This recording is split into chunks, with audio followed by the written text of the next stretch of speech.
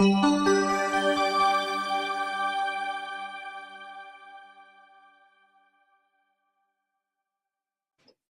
everyone, and welcome to the Redefining Autism Online Summit. My name is Libby Majewski, and I am an RDI consultant in New Jersey. My colleagues, Kat Lee, Lisa Pelasti, and I are very excited to be hosting this amazing online summit that we put together for parents of children with autism spectrum disorders and related disorders.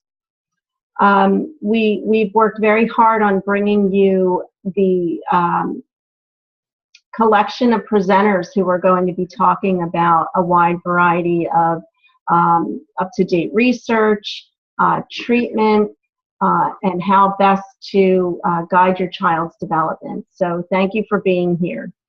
I'm very excited to introduce my guest speaker today, Christine Mastronardi. Christine is also an RDI consultant living in New Jersey. And just a little bit of background on Christine. She has a very interesting background. She left her job as a computer programmer on Wall Street, and she began her autism education when her oldest son, who we're going to be learning about in this wonderful presentation, when her oldest son, Jake, was diagnosed with autism. Christine began relationship development intervention training, and she went into that when her son Jake was about 9 years old, and she saw the profound effect that RDI had on her son, and she became a certified RDI consultant in 2012. She is the founder of Mind Guiding, and that is her consulting business that is has the goal to empower parents to become guides for their own children. And through her work with Dr. Steve Gutstein, who is the founder of RDI, and the Dynamic Intelligence curriculum, she has seen her son Jake soar to really new heights in his own development.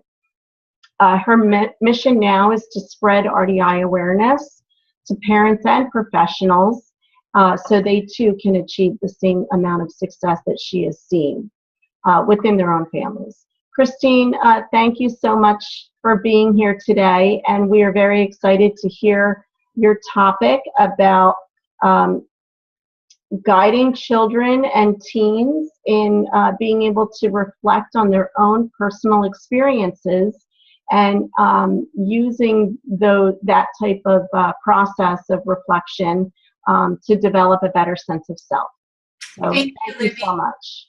Thank you. Thank you. Thank you everyone for being here, and I'm happy to be here at this amazing event and share everything that I've learned, and just share it with all your viewers.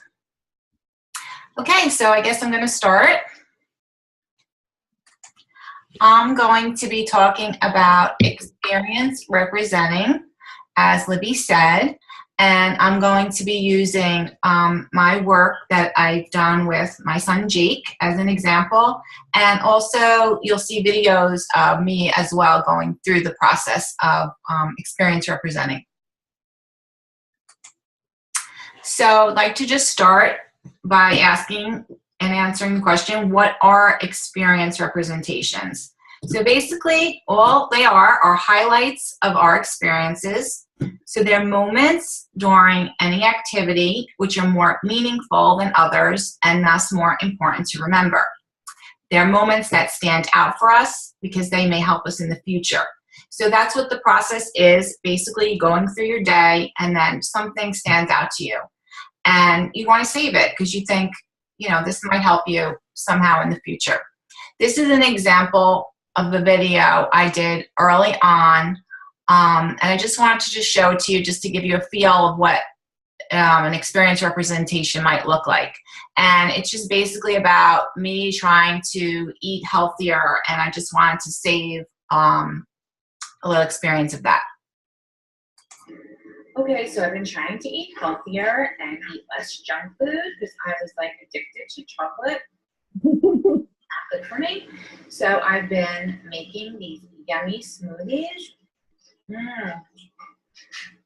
They're really good, and they're really good for me. So I'm really happy and proud of myself for starting to eat better. Okay, so I would save that, and then I would tag it because I may or may not use it in the future. So here I have my tags. So now I went over it, but it was tagged as happy, healthy, and proud. So Christine, is this you know, I'm just noticing that you started first. Yes, absolutely. Okay. I'm going to talk more about that. Okay. And yeah, and it's important as a guide to go through the process yourself to get the feel for it, and also just to show your who you're guiding, your child or your student, that it's important to you, and it's something that helps you, and they see that, and then they're like, oh, I want to try that too. Okay. So a way of demonstrating and modeling for them. Yeah, absolutely, and just even instilling the what we call the habits and the value of doing it. Okay. Everyone can do it in a different way, and you do it in your own way, what works for you. So, you know, what I save is going to be different from what, you know, my son would save, or Cool. they're similar though. In our case, it's similar. Okay. So, again, the whole process is future oriented. So you want to save experiences that you think are going to help you for the future. So when you're thinking of saving something, you're going to say, is there something here in this experience that can help me in the future? Is it something that can help me plan for something? Is there something here that can help me emotionally prepare for something, or externally prepare for a difficult, challenging event or situation? And this video I wanted to show and share because we had been saving experiences for a little while, and this was the first video that Jake actually saved on his own, and he shared it with me. So I just wanted to share that with you. This is when he was first really starting to see the value of saving. And how old is he in this? He's 19. In this one, he's probably 18, maybe even 17, because we started, he was probably 17. Now he's almost 20. So he was still in high school here. So he was a senior in high school. Okay. Oh, I videotaped my vice principal, or two of the vice principals were talking about during graduation practice this year, because I thought it would help me in the future of preparing for the real thing. And the fact that I can watch it is a good thing. I didn't want to make any mistakes regarding the real graduation. So and also so I don't have to ask around, what do I do now? What do I do this and do that? So it was important to me because you could see that now he's starting to say, oh, I could save experiences, I could save information for the future. And he even said at the end, he knew it was important, and he knew that it would increase his personal agency, which we're going to talk about, that he wouldn't have to ask around and ask other people what to do, because he was able to, he could save it and then look back at it.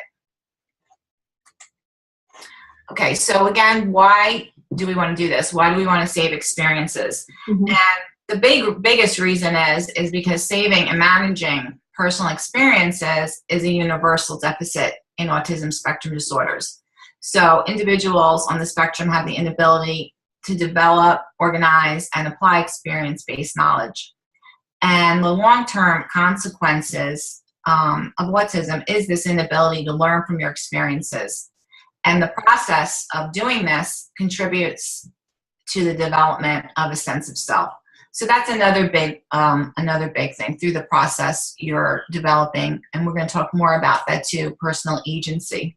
So just to clarify before you go on to your next slide, so when you say this is a universal deficit in autism,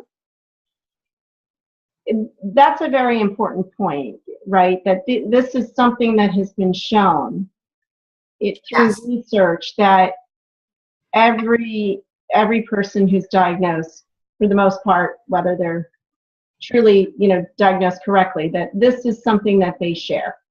Exactly. Okay. Right. So it's really, really important to work on this so that you have the ability to learn from your experience. Okay, so when we talk about the development of self and, particularly representing our experiences and how we do it in RDI, we are talking about 3 different areas of your self-development. So there's the agentic self, the becoming self, and your autobiographical self. So the agentic self is your ability to influence your world, and those will be experience representations that have to do with goals and challenging events and situations. And I'm going to give you examples of those. And then also you have your becoming self, and those are experience representations of who you want to be, what kind of person you want to be, how do you want to be in the world. And then finally you have your autobiographical self, which is similar to your becoming self. It's your life stories and the different experiences and how you connect those experiences to tell the story of who you are. So I just wanted to concentrate a little bit on the agentic self because I think it's so important. And this is from an article by Higgins, and I have the citation there if you want to check it out.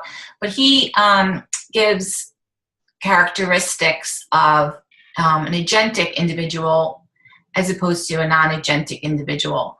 And that's what we're trying to do. We're trying to increase personal agency, and someone who has that strong agentic self is confident, they have the ability to handle challenges, they have high aspirations, they persevere, they see more and varied options in situations, they learn from failure, they have a strong sense of well-being. So that's really what we're trying to build and develop when we're doing this and we're saving experiences. Well, when you look at that, it really jumps out, doesn't it? When you think in terms of when you relate this to autism. Absolutely. Yeah. Absolutely. And it jumps out to me as well because when, Jake went through the RDI program and before I became a consultant, right after I became a consultant, we started working on the DI curriculum, this portion of the program. And this, I didn't know that this, the way it was going to work out, but I started working on it and I started working on it with him, and he really, needed this, and this really helped him so much because he was a great mental apprentice. Yeah. And he was in mainstream high school, but he still was struggling with, he still had vulnerabilities, he still does, but this has helped him so much. And just to finish the non-agentic individual, they have, to this point of unknown influences. Like they don't even understand, like, why is these things happening to me? They have low aspirations, hindered with problem-solving blinders. They often feel helpless and hopeless. And this video I have here of Jake is just a good, perfect example of that. This was when we first started, the very beginning of it in July 2013. And he was saving experiences. And this was one that I didn't even really see until, I don't know,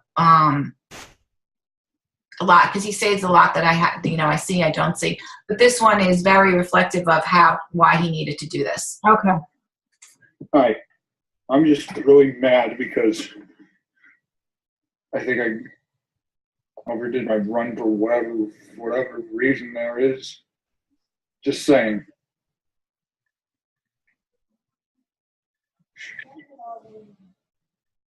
Just saying. I feel like an idiot. Oh.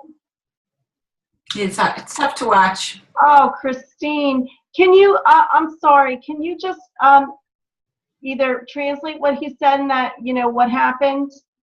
Because I couldn't hear exactly when he said and he said something. I feel like I should know not to do that. Yes, I will. Let me just let it go because Yeah.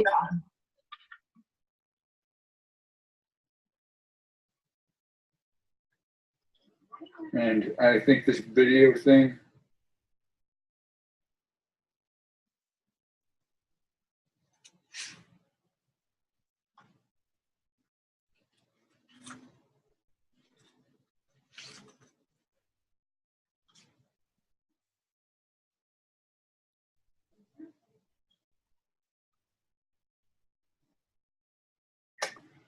I just feel stupid right now. I'm a grown man. I should know this. All right, bye. So basically what it was about was he was on track, and he would continually overdo his run. So in the beginning, he said, I overdid my run for whatever reason. Okay. And he was hurt. And he was just like, I feel like an idiot. I feel stupid. I should know this by now. And really, you know, he wasn't learning from his experience. And you can see he's like, he really does. He feels helpless and hopeless. He does not even know. Oh my He knows God. he should know better, but he like doesn't know why, you know. So it's a big contrast to where he's. So was he on a track team? Yes. Okay. And he kind of like, yeah, he's kind of going like, how could I not have known this? Because he's probably been warned not to overdo, yeah. But you can see the struggle and the internal struggle going on in his face. Exactly. Yes. And even like he was these videos, and he just pauses. Like he doesn't even really know what to make of it at this point. Like these videos, like why am I doing this?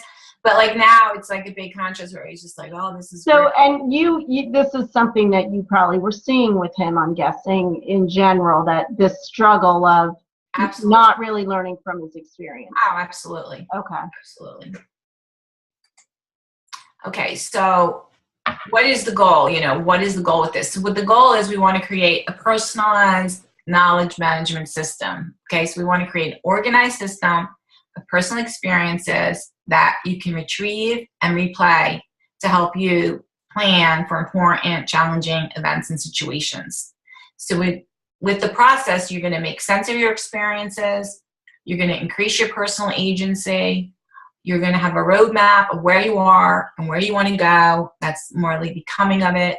You'll have an identity of who you are and who you want to become. So that's really the goal of the whole. Wow, we could all benefit. Absolutely. I mean, definitely. And you'll see, I did it myself, and you know, have my own little personal goals that I. That's wonderful. Done. But you can see that where, you know, the power that this could have for kids, you know, any child, but a child on the spectrum especially. Yes. So where do we start? So as you said earlier, the guides need to learn how to do it themselves. They need to learn how to save and represent their own experiences. And it's important because they need to model, like I was saying, the mindset, the habit, and the value in doing it. Okay. And, you know, as guides to our children, we need to do it so that our children see the value of it for themselves. And it's actually cool too, because it's like, okay, it's not just you have to do this, you know, I have my own things to work on, and, you know, I'm going to do it too.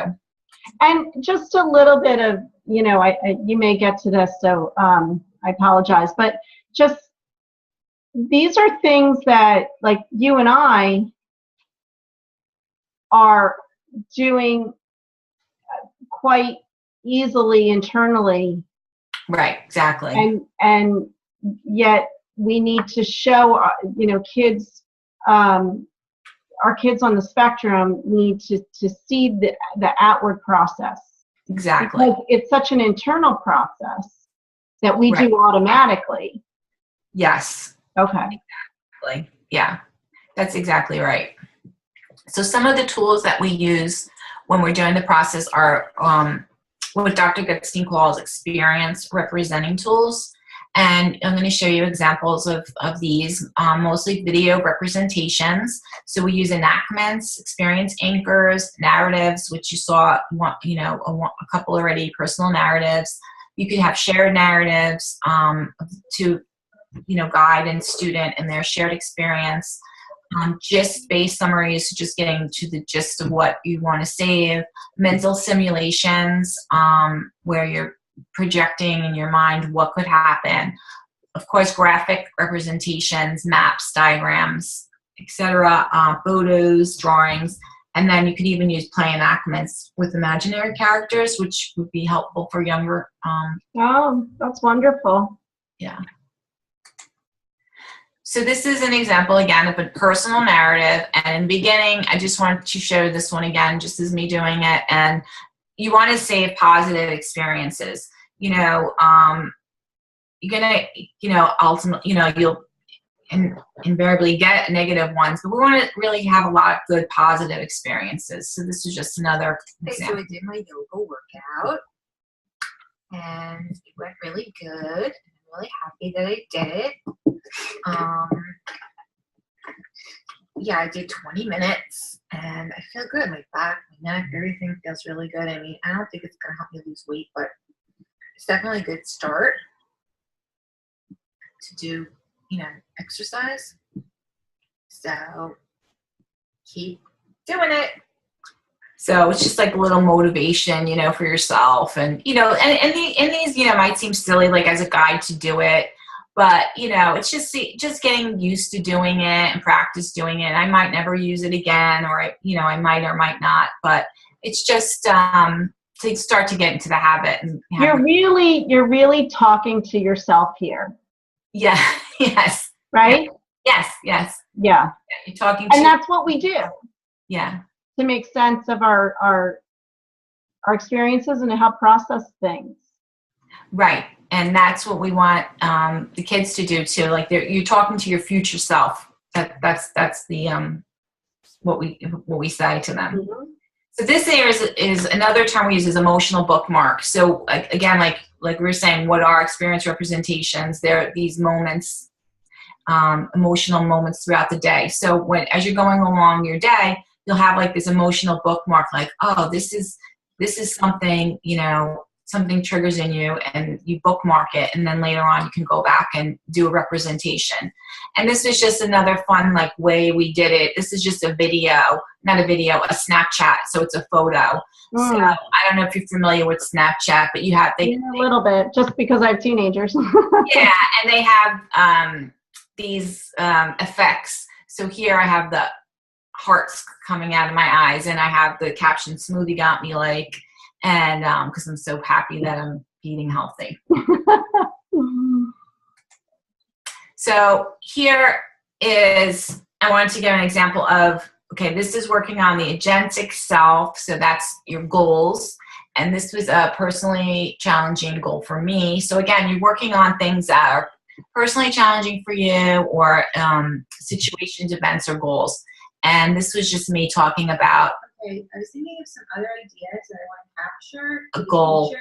So I'm not going to capture the feeling right now because I don't have it. But one of the issues that I have is I am not supposed to eat meat because I get really bad headaches, but I still eat it. And then, of course, I'll get a really bad headache and I'll feel bad and say, oh, I shouldn't eat that. And I was thinking that what I should do is when I have one of those really bad headaches, make a video of seeing how miserable I am. And then next time I'm tempted to eat something I'm not supposed to, I can watch it. And maybe that'll give me some motivation and strength not to eat what I'm not supposed to eat. So I'll feel better. So that was just me explaining like my little goal and what I wanted to do. That actually backfired, and I do have a lot of them where I'm like miserable, but the positive ones when I feel good actually help me. So it's all about exploring, experimenting too with what works for you. And again, this was really just to show Jake the process. Okay. And again, is going on the same theme.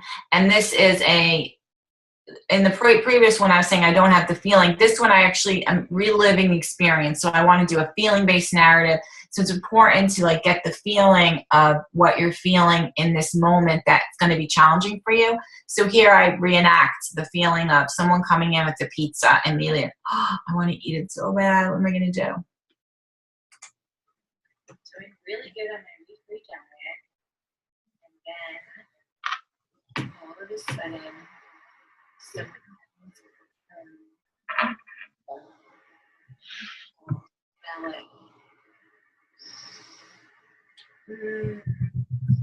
so good. And then I see it thick, delicious, cheesy pizza. And I'm so hungry. I want to slice so bad. can't have it. So this is just showing the importance of like you're reliving the moment. So you really want to do it in the present moment, and you really want to try to use all your senses. You smell it, you feel it, you see it. How am I feeling?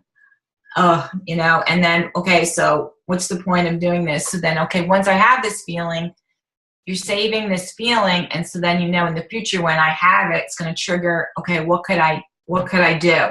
So then we do scenario pre-enactments for that. So scenarios are, again, the mental simulations, and it's representing the most likely challenging future situation we expect to encounter. So in this situation, this example was, I was saying, okay, what if I'm going to cheat on this wheat-free diet? It's going to be when someone brings a pizza in, and then I'll mentally explore and experiment to see different ways I can handle it. So now I'm going to do scenario pre-enactments. So I'll be tempted with the pizza. Now, what could I do? So here I'm going to show examples of pre-enactments that I do so I'm prepared. Okay. When this happens. So this is just Jake. In this one, Jake wasn't doing it yet. So again, I'm modeling it for him. So I'm really acting it out. You don't have to physically act it out. This is physically going to be acted out, but just so he gets used to it. And it was actually hard for him in the beginning to do this, and he got better at it. So I'm just explaining it here. One of my issues that I want to work on is that I know Christine, can you try to raise the volume on yours? that I am really backheaded. Can you hear it better? Annoying. I want to stop doing that. So, This I'm just really explaining to him. Okay.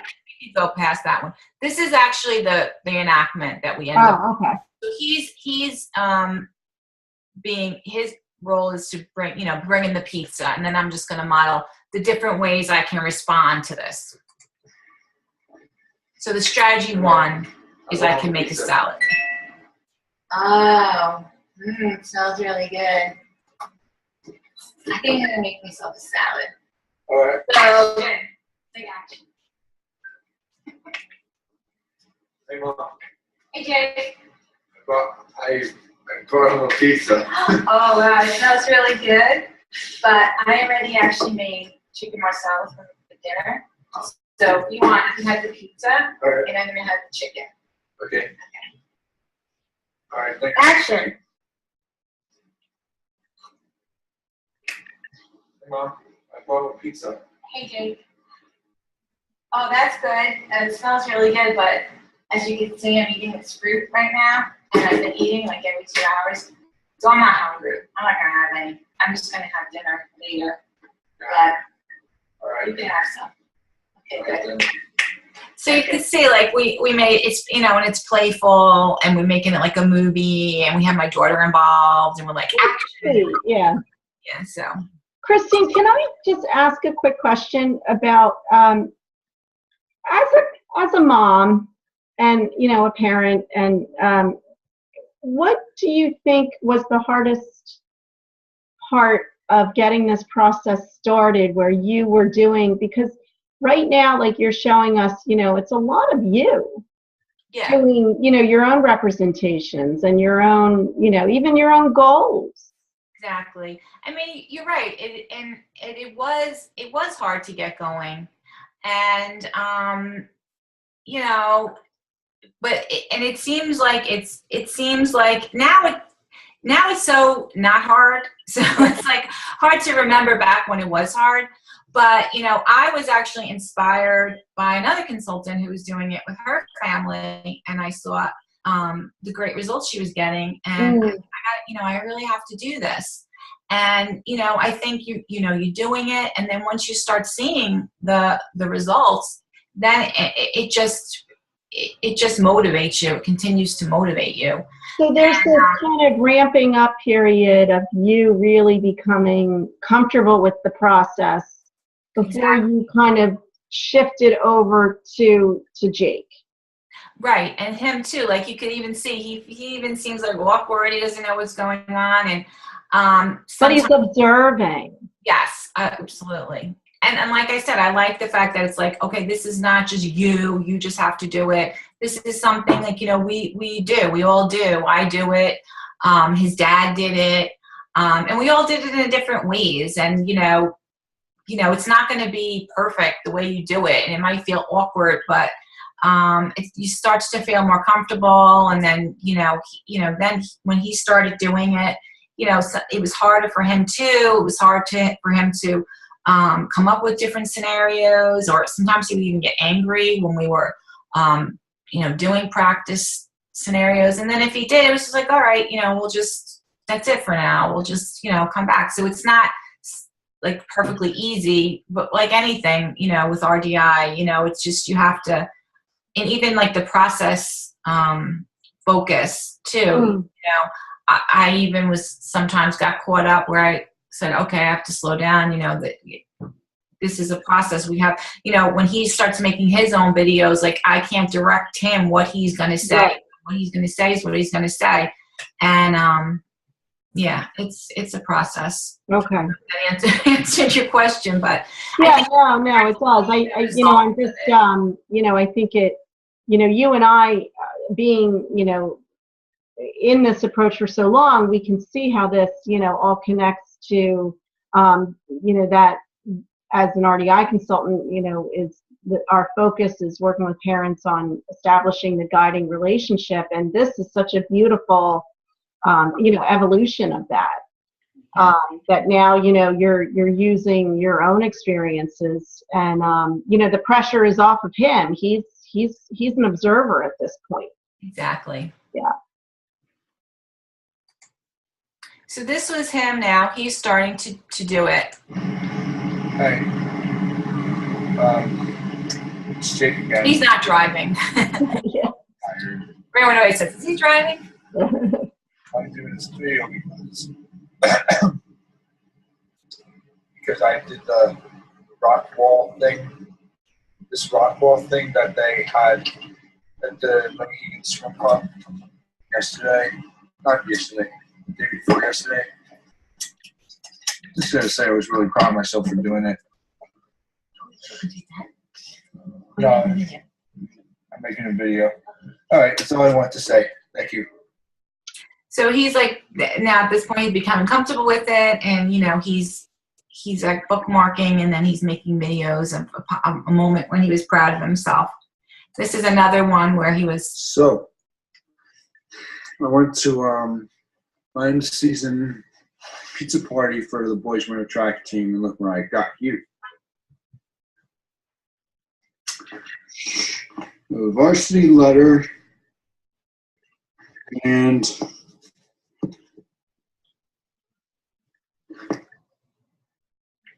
a varsity pin right here. I was actually very surprised I got one. Well, because I worked very hard during the season, during all the practices and everything I was supposed to do.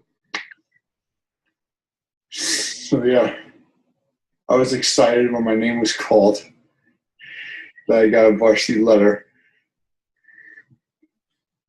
I was really excited that my name was called about that. All right, goodbye. So again, it's like really important to save these positive experiences, especially because, he had a lot, him in particular had a lot of negative feelings about himself. That's wonderful. So this one is a goal. Okay, so now he went from his, making positive experiences, and now he's doing goals, trying to work on goals. And when we work on those, we want to do like a goal preview. So this is an example of a goal preview of the feeling that you're going to feel once you achieve the goal. A good schedule for doing college work, keeping a consistent bedtime, going to bed early so I don't sleep through the whole morning. So show me how that looks like. It looks like that kind of thing. I wake up at 6. Okay, so say that. I wake up at 6. Yes, I wake up at 6 in the morning. Okay. I take Teddy for a walk.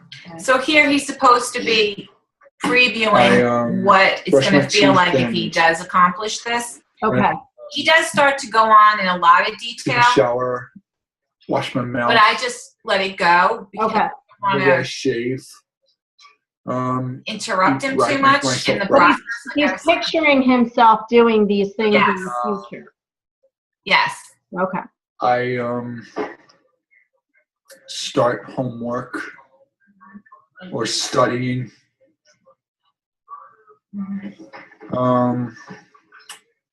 And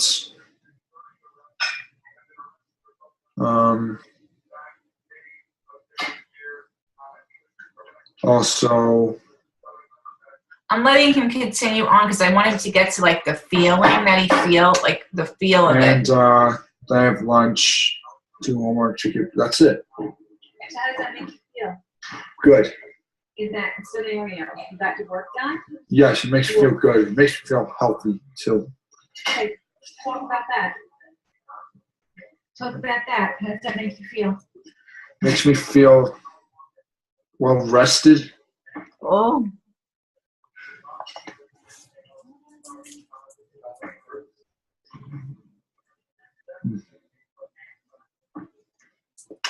Yes. How does it make you feel? It makes me feel refreshed. Okay. Makes you feel refreshed. Yes. Makes you feel, what else? You got up early, did your work. Free. Great. Yes. And great. Great. And like I'm rich. You're rich. Yes. What you want. I'm working hard like rich people.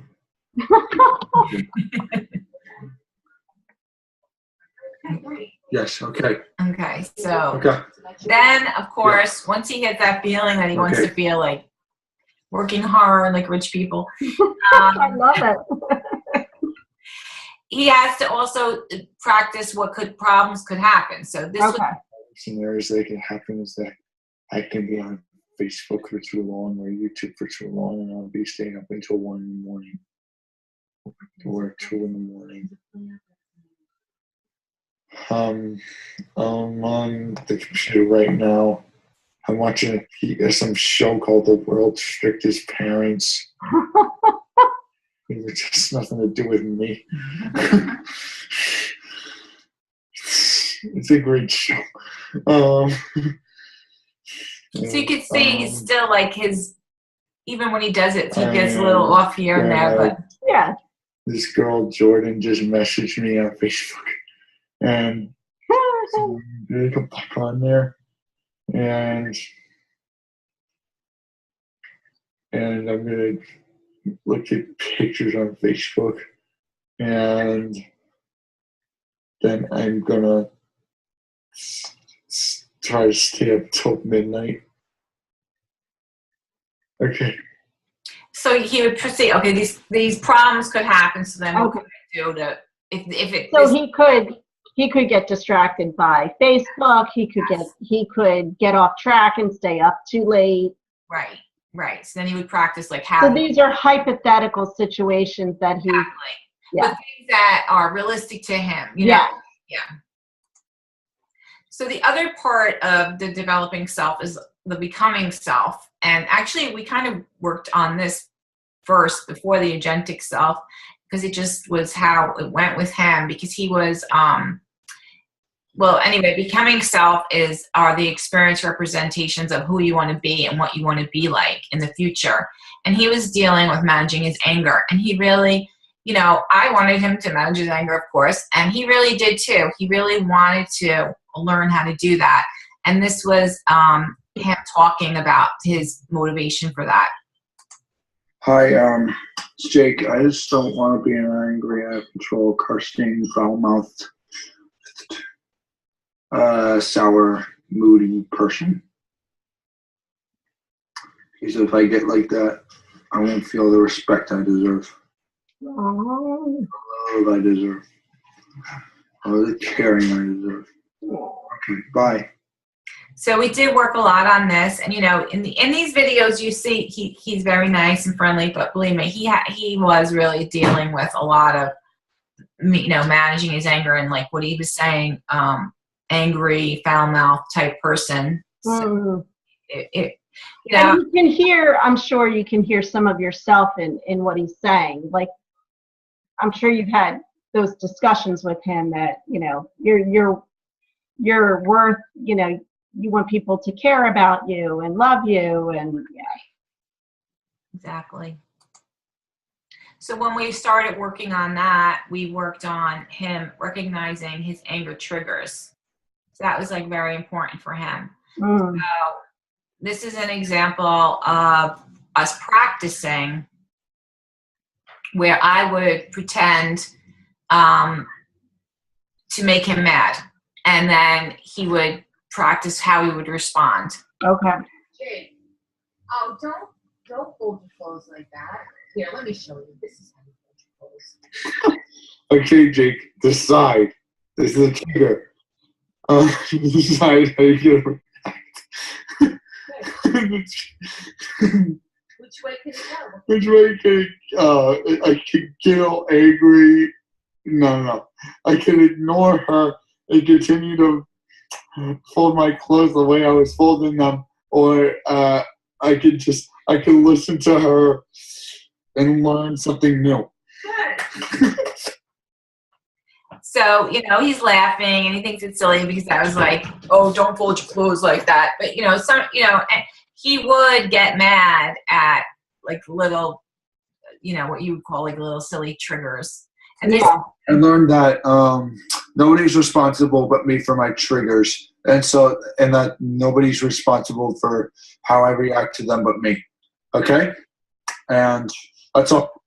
So he's just telling his future self like what he learned and what he's learning, that he's the one who's responsible for his own trigger. Like he can't expect to control the people around him. He just has to, when he's presented with this trigger of his, like he would recognize what his triggers were, and then he would say, okay, I'm recognizing that's a trigger. Now I have to, instead of just reacting, which is what he would do, stop and think and decide, how do I want to react? And we had to make sure that it wasn't like you're going to be 100% perfect. You're never going to, you're never not going to get angry. It's okay if you get angry. But, you have control. You can make the decision how you want to react to the person. Do you want to, and again, he said in his becoming, I don't want to be an angry, out of control person. So that goes along with this. You don't want to be that person. So you stop and think and decide, and this was a lot, we worked on this a lot. And a lot of over time was like, this would get him mad, that would get him mad, this would get him mad. Like, and now you could see how it's like all integrating and actually I have, this is more scenario pre-enactments of practicing that. Just explain it. Okay, we're gonna do a role play pretending that you're listening to your music that you like to listen to, the hip hop, and then I come in and I'm like somebody who's gonna like say, oh, you can't listen to that music, not good, that's hard, that music is no good. And then instead of you getting mad and debating about the music, just what are you gonna do? Just like 6 a.m. I'm gonna go do my homework. Okay, so you ready? Yes. Okay. Go ahead, turn it on.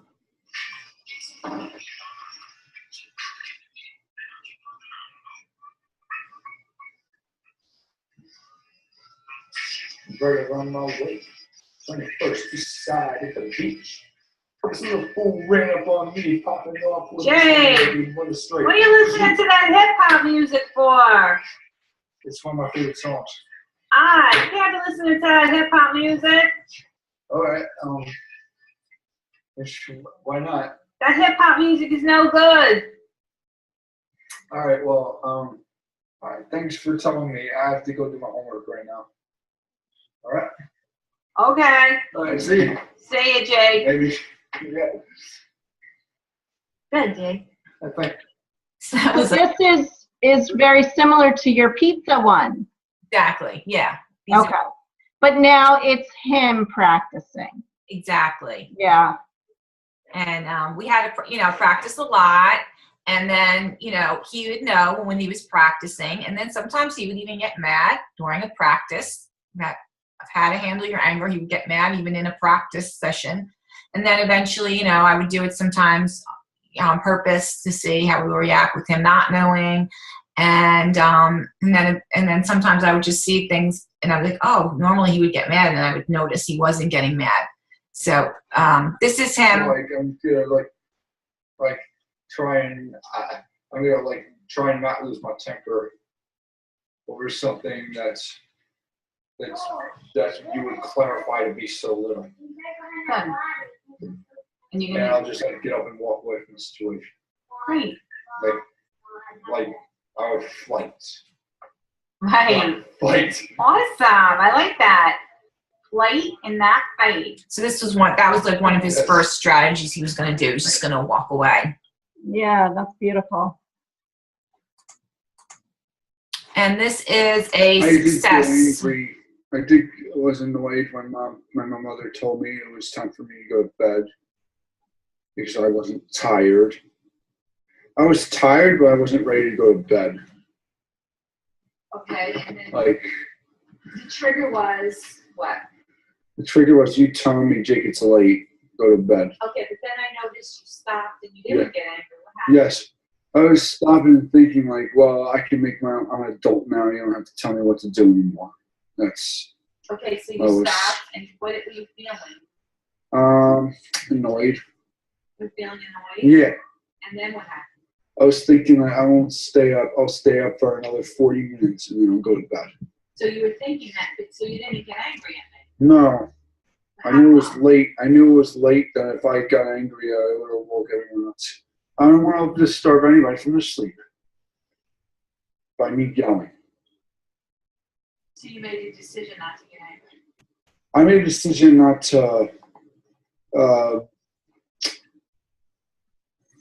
let that energy take control of my body. Wow. Yeah, so we would do that too. We would practice, and then when he did have successes, make sure he saved representations of his success along the way. And I just wanted to clarify, Christine, because I can imagine that parents watching this would look at this and say, I don't even know where to start. I don't know the process of this, and I don't know, kind of how to get it going and keep it going and keep the motivation up. So I just wanted to clarify that you had kind of your own coach during this process. Is that correct? Oh yeah, absolutely.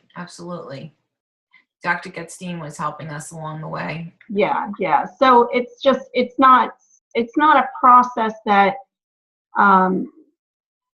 parents should feel that they could do completely on their own. Is that correct? Oh, no, absolutely. I mean, I'm just putting pieces together of different videos just to give an example.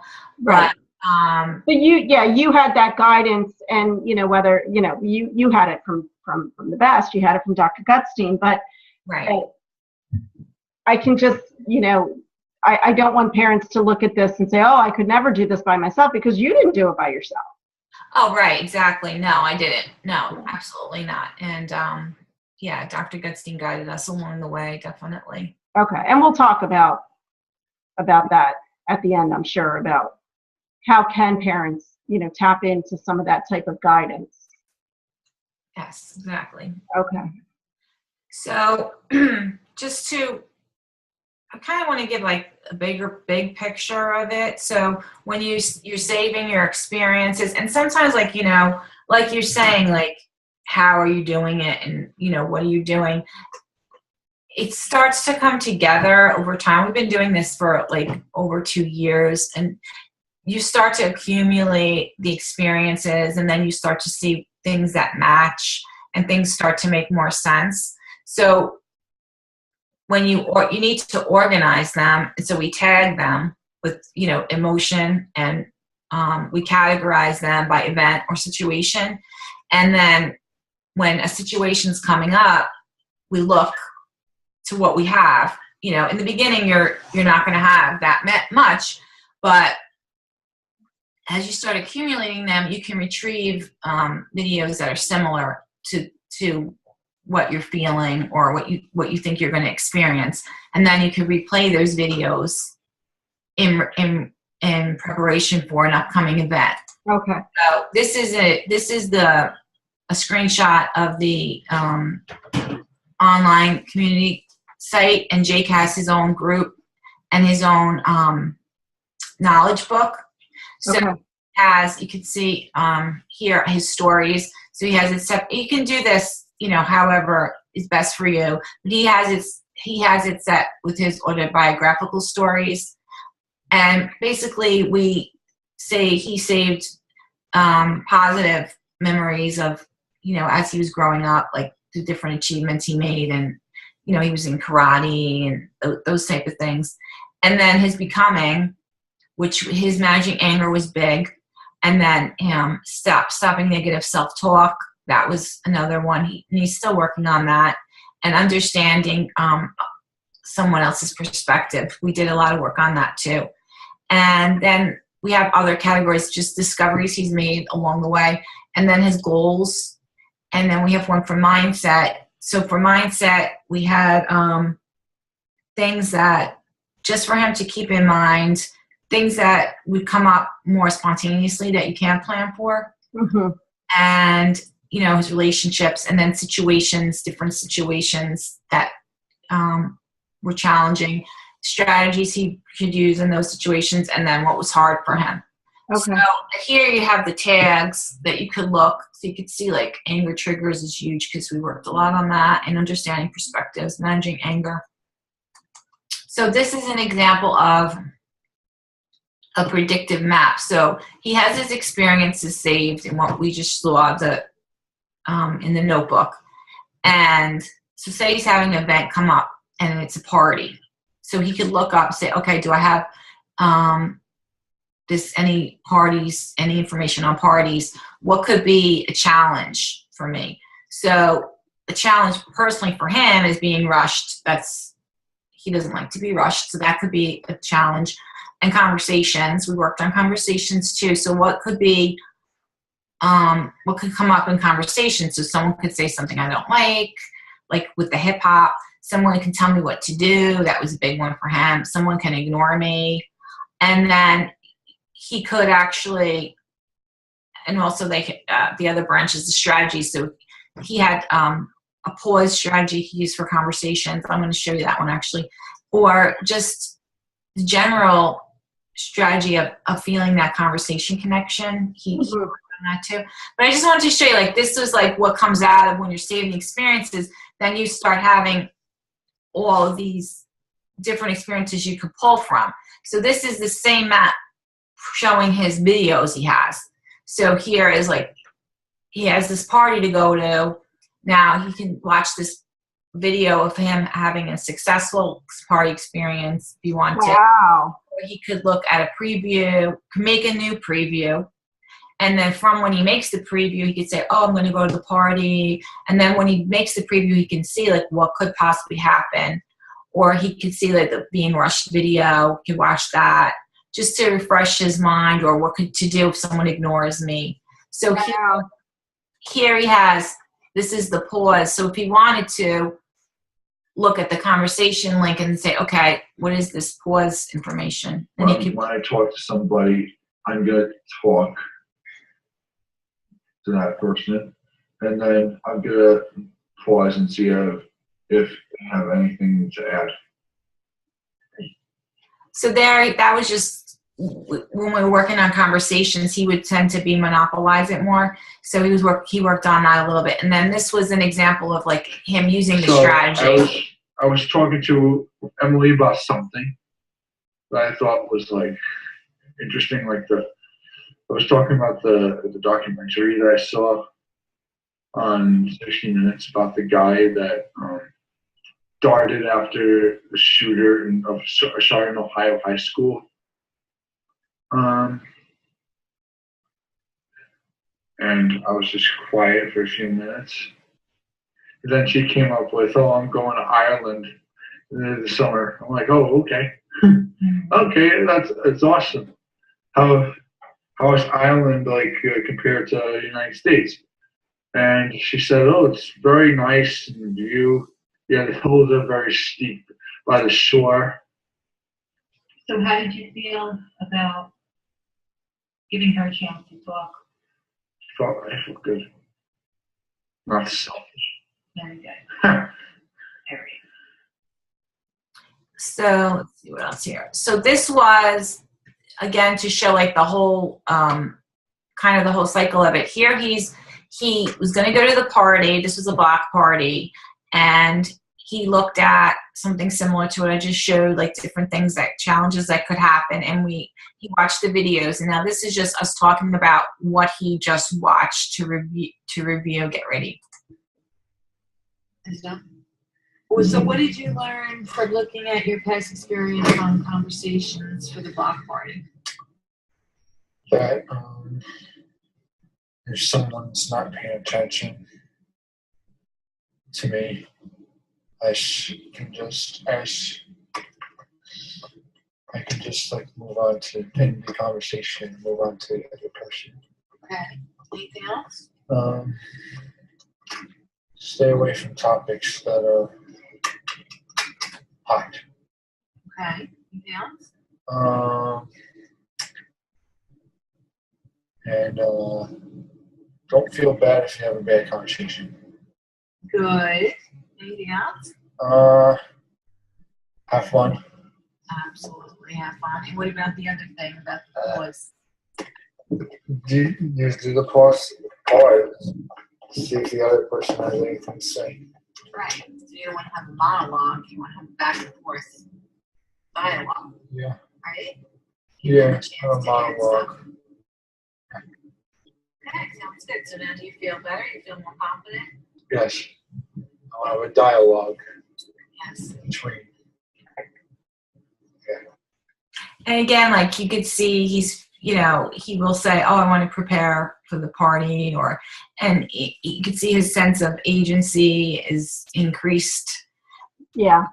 This one here is a different party he went to, and then we're talking about so he's going to go to the party, and he's going to look up if he has, he knows, okay, this thing can challenge me. What do I have saved experiences that I could look at? Then he can prepare, and then he went to the party, and then afterwards you're like, okay, so how did that go? Like what you prepared for, and like reevaluating your experiences and how the whole process is going. That's what this is about. Planning made me have a real nice day. I had a nice day yesterday, and I will have a nice day again in the future with my family, with my aunts, my grandmother, and cousins. Yeah, it was a nice Women's Day out. I was the only guy, but who cares? I had fun anyway. I didn't even notice. I didn't even notice I was the only guy. I didn't even notice. I noticed when I was getting mad, and I stopped myself because I wanted to have fun. And I did. I want everyone else to have fun too, and they did too. I don't want to stress anyone else out because I'm stressed out. So I didn't stress anyone else out because I wasn't stressed out at all.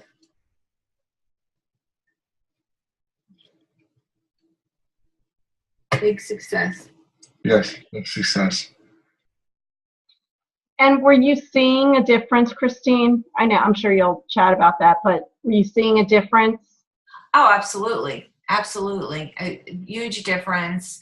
And he feels so much more confident in himself. He has the ability to, really control his anger, plan, prepare. And he just has that whole sense of, personal agency is really, it's like a big difference from the lost and confused, in the beginning. But, not that he's done, or we have Right.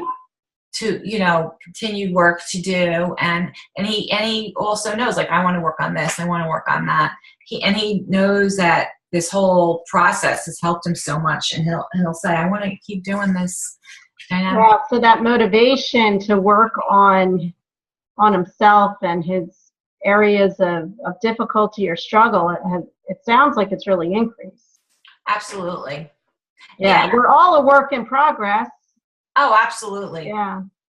100%. Yep. So that's really all the slides I have. But of course, as you know, I'm having the show in New Jersey, and Redefining Autism, the 2-day workshop, and we're going to see more videos of Jake and what we've done, and we've done other work on managing negative self-talk, and also self and other, and his relationships with his siblings and friends. And I have a call to action of any of our viewers that want to register. They can follow this link, and it's a reduced ticket price for the 2-day, and we'll have other examples too. Wow. Of course, we're going to show, it's 2 days, so we'll show early RDI, beginning RDI, of getting that engagement and the guiding engagement going, and then the next day we'll have some of this experience representations, and we're going to have different students in different ages, different ability levels. Okay. Mm-hmm. That's wonderful, and it's I know you've been working so hard on that workshop, Yep. and we've worked on trying to make it this online summit go somewhat hand in hand, bringing the most up to date information about what we know about autism and what we're doing as a community to address it. Right, and absolutely, and using, as Dr. Gutstein says, the latest research and knowing what we know today in 2016 about autism and the deficits, and what, how do we address those deficits? That's what RDI, does. Yeah, Christine, thank you. This was a really wonderful and very heartwarming presentation, to see the growth in Jake, and to see you model and guide him and demonstrate, so that he can kind of borrow your process, and then you see him working so hard. You guys are a testimony to that guiding relationship. So thank you so much for sharing it with us. Thank you. Okay. Thank you, everyone. Be sure to check out Christine's website, mindguiding.net, as well as her special call to action for the reduced price of the New Jersey Redefining Autism 2-day workshop in May. So thank you, and we hope to see many of you in New Jersey in May. Great. Thanks, Christine. Bye-bye. Bye-bye.